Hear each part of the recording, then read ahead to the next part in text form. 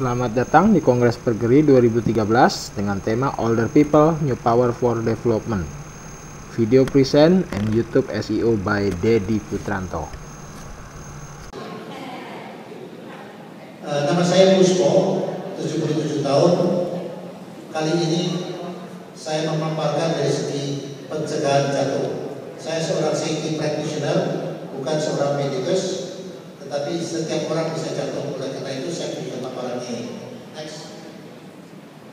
Ini adalah life cycle yang setiap orang akan alami. Nah, ini adalah use it or lose it. Mau percaya atau tidak? Next.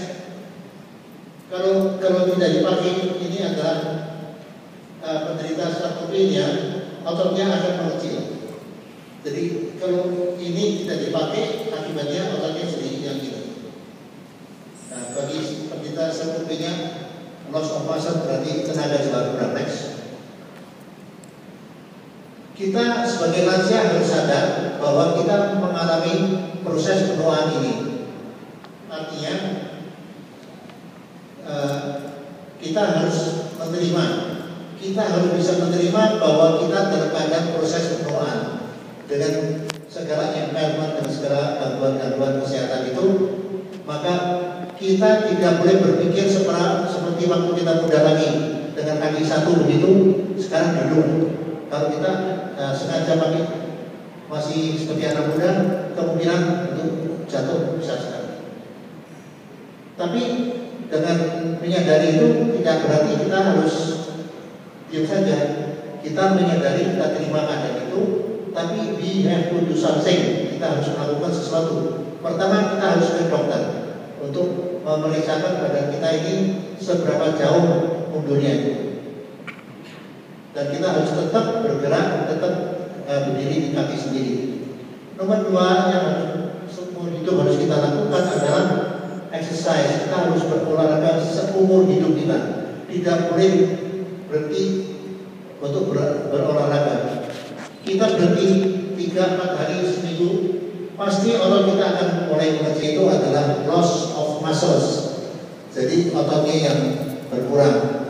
Jadi dengan sendirinya gejala ini plus loss of muscles itu akan menambah risiko tersebut. Next.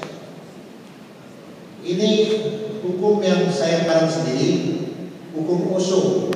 Hukum Osho itu otak, sendi, dan otot. Ini harus dipakai. Use it or lose it. Artinya apa? Otak itu harus kita pakai. Kita nggak boleh ngelamun, nggak boleh ngimpi saja tanpa ada kegiatan apa.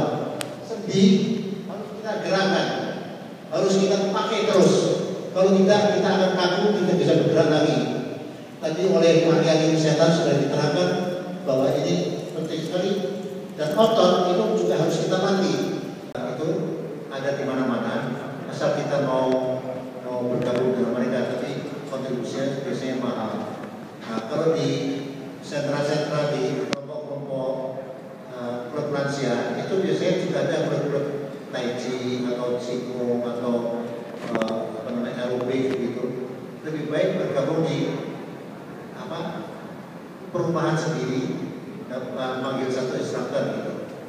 So, kalau di gym terlalu mahal dan itu alatnya terlalu canggih yang kita juga sudah tidak perlu lagi.